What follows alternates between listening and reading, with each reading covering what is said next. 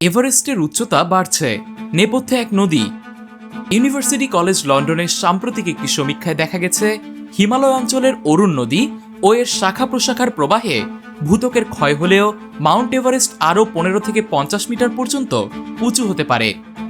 বিবিসির এক প্রতিবেদনে বলা হয়েছে, নদীর স্রোতের কারণে ভূত্বকের এই ক্ষয় এভারেস্টের কেন্দ্র থেকে অন্তত 75 কিলোমিটার দূরে ঘটছে।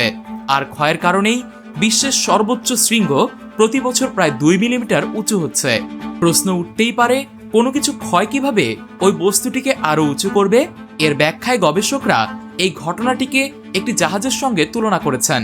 জাহাজে দেখা যায় এর মধ্যে থেকে পণ্য সম্ভার নামিয়ে দিলে জাহাজটি পানির উপর আরো ভাসমান হয়ে ওঠে। এভাবে ক্ষয়ের কারণে পৃথিবীর উপরিভাগও হালকা হয়ে যায়। হিমালয় 4 থেকে 5 কোটি বছর আগে ভারতীয় এবং ইউরেশিয়ান টেকটনিক প্লেটের সংঘর্ষের ফলে গঠিত হয়েছিল।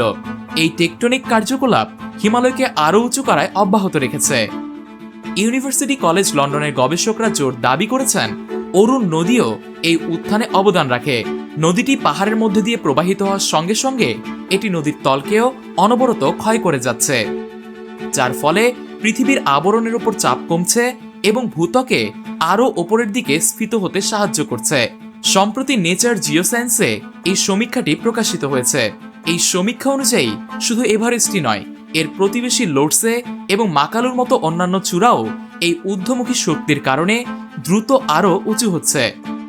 বিভিন্ন জিপিএস প্রযুক্তি ব্যবহার করে গবেষকেরা এই উচ্চতা বৃদ্ধির সম্পর্কে নিশ্চিত হয়েছেন। পুরো অঞ্চলটির এই কর্মকাণ্ডে যে বিশাল শক্তিগুলোর খেলা চলছে, সেই বিষয়টিও গবেষকদের কাছে পরিষ্কার হয়েছে। বিবিসির প্রতিবেদনে বলা হয়েছে, খারাপভাবে প্রবাহিত অরুণ নদী পলি পরিবহনে বিশেষভাবে দক্ষ।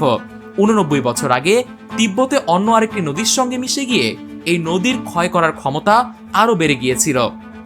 কিছু ভূতাত্ত্বিক গবেষণার এই ফলাফলগুলোর প্রশংসা করলেও তারা মনে করেন নদীর তলদেশ ক্ষয় এবং এর ফলে পর্বত উত্থানের সুনির্দিষ্ট গতিবিদ্যা সম্পর্কে এখনও অনিশ্চয়তা রয়েই গেছে।